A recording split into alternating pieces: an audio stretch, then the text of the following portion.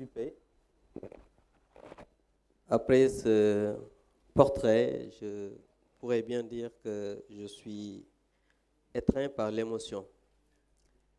Et je voudrais, je vais en revenir dans mon mot, remercier le président et doyen, mon très cher oncle, le président Moustapha Niasse, d'avoir bien voulu présider cette cérémonie.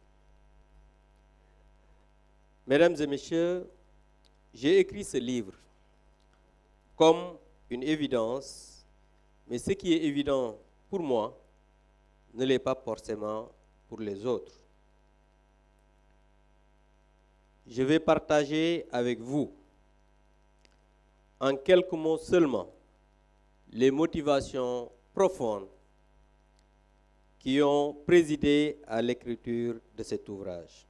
D'abord et avant tout, il y a un fort enjeu pédagogique, un enjeu que j'ai ressenti tout au long de ces années et à chaque fois que je rencontrais des citoyens interrogatifs, voire sceptiques par rapport au travail du parlementaire. Entre 2012 et 2013, sous le magistère déjà du président Moustapha Niasse et récemment de Amadou Mame Diop, nous avons voté des centaines de lois, plus que les dernières législatures, c'est-à-dire les 13 passées. Cette production législative doit être connue et vulgarisée auprès du public, parce que beaucoup de gens ne savent pas ce que font les députés.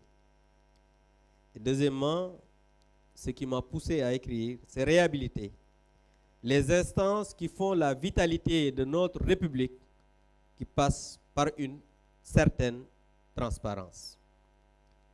La production de certaines lois, les conditions dans lesquelles elles ont été votées, méritent d'être partagées avec nos électeurs. Je donne l'exemple, j'en ai parlé dans le livre, le projet de loi modifiant le code électoral qui visait à introduire la carte biométrique. C'était sous l'égide du ministre de l'Intérieur d'alors, M. Abdoulaye Daouda Diallo. Ce projet de loi a fait l'objet de débats passionnés et interminables au point d'émouvoir l'opinion. Vous en souvenez, vous tous.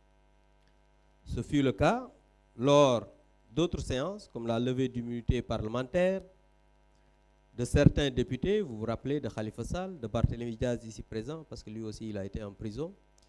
Et je faisais partie des députés qui ont voté sa levée d'immunité parlementaire, mais c'était des débats passionnants. De Boubacar Biaye, vous vous rappelez de ça, de Mamadou Sall, qui sont de la majorité, parce que dans l'histoire politique, je pense, du Sénégal, c'était la première fois que des députés majoritaires à l'Assemblée lèvent l'immunité parlementaire de leurs collègues. Pour ne citer que cela. Dans le livre, j'ai dit tout, ou presque, de la manière dont nous avons travaillé, mais dans l'intérêt du plus grand nombre. Ensuite, il y a un enjeu d'inspiration pour les jeunes Sénégalais. Comme vous le lirez dans le livre, tout mon parcours s'enracine dans un territoire et au sein d'une famille qui ont forgé mon identité. J'ai été élevé à Thiès, où je suis né, dans une grande famille, comme on en trouve un peu partout au Sénégal. Mais la particularité est que souvent mon cousin Pape Samba le dit, nous sommes nombreux chez nous, parce que c'est une famille polygame, avec des parents cordonniers, menuisiers. Bon, il y en a un peu partout, mais la particularité, c'est des cordonniers. En racontant mon parcours, j'ose le dire, ma conviction, je veux transmettre aux plus jeunes que leur rêve peut se réaliser, qu'il soit politique ou non. Parce qu'on peut réaliser un rêve en étant un homme politique, mais aussi en étant un homme d'affaires, en étant un homme, un ingénieur aéronautique, un grand journaliste, c'est selon. J'ai toujours eu un attrait pour l'agriculture qui vient de mon éducation et de mon cursus scolaire et universitaire. Je suis journaliste de formation.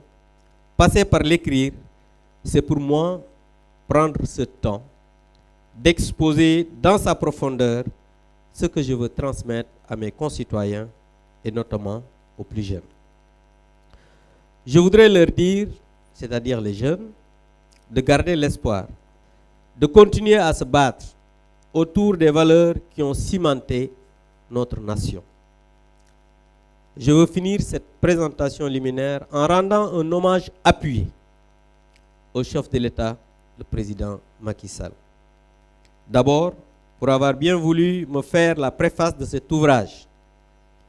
Il m'a beaucoup assisté sur tous les plans. Ceux qui sont présents ici ne me démentiront pas. Comme je l'ai dit un peu partout, le Sénégal, notre pays, lui doit beaucoup. Et moi aussi, je mesure à ces jours tout ce que je lui dois. Aussi, je tiens à rendre hommage au président Moustapha Niasse, ici présent, qui a accepté de présider la cérémonie malgré son calendrier chargé. Je remercie le ministre d'État Abdou Fall, qui en est le modérateur. Je remercie le ministre El Hadji Amidou Kassé. Mais ces remerciements aussi vont à l'endroit du maire de Dakar, Barthélémy Diaz, du premier vice-président de l'Assemblée nationale, qui représente ici le président de l'Assemblée nationale empêché. Je voudrais remercier le ministre d'État Mbaye Ndiaye, mon grand frère et ami, Pape Madické Diop, Seydou Diouf, qui a vu mes premiers pas en politique en tant que porte-parole des élèves et étudiants du PPC, aux côtés de Feu Mbaye Jacques Diop. Remercier le ministre d'État Mahmoud Saleh. Mais je voudrais remercier le ministre d'État Augustin Tine, mon compagnon de tous les jours. Augustin est comme un faux jumeau pour moi. Il a l'âge peut-être de mon père parce que son fils aîné est plus âgé que moi. Mais ceux qui connaissent Abdou Mbow connaissent Augustin. Ceux qui connaissent Augustin connaissent Abdou Mbow. Monsieur le ministre d'État, merci. Je voudrais remercier aussi le ministre Moustapha Ba, un grand ami, un frère. Remercier le ministre Morngom, mon grand frère. Le ministre Matarba, le ministre Dame Diop, Demba Diouf, avec qui nous formons, et Augustin, parce qu'à Thiès, on nous appelle les Nations Unies. Parce que nous sommes trois qui font et défendent ce que les gens nous prêtent. Hein, c'est les intentions qu'on nous prête. Je voudrais aussi remercier le ministre Seydou Gueye, le porte-parole de l'Alliance pour la République, parce que c'est comme si je suis le porte-parole, parce que lui, il me laisse le champ libre. Monsieur le ministre, je vous remercie pour cette générosité. Je les cite parce qu'ils sont juste devant. Les autres comprendront que je ne pourrai pas citer tout le monde, mais je ne peux pas aussi ne pas remercier mes amis de l'opposition qui sont là, parce que beaucoup de far aussi. Il y a M. Baragay, le vice-président de l'Assemblée qui est là, Tcherno Bokoum qui est là, Barthélémy je l'ai cité parce que c'est juste le maire de Dakar. Je remercie le ministre Zahra Iyane Thiam, mais je termine dans des remerciements par le président de mon groupe parlementaire. Parce que à l'Assemblée nationale, le président du groupe parlementaire est même le patron du président de l'Assemblée, parce qu'il fait partie du groupe. Devant mes parents, amis et camarades, je remercie du fond du cœur mon grand frère et ami, Abdoulaye Daouda Diallo. Abdoulaye est un ami, un camarade et un confident. Abdoulaye, merci pour tout. Je remercie également du fond de mon cœur mes épouses. Ça, je prends le temps de le dire. Je prends le temps de le dire et je voudrais remercier mes épouses.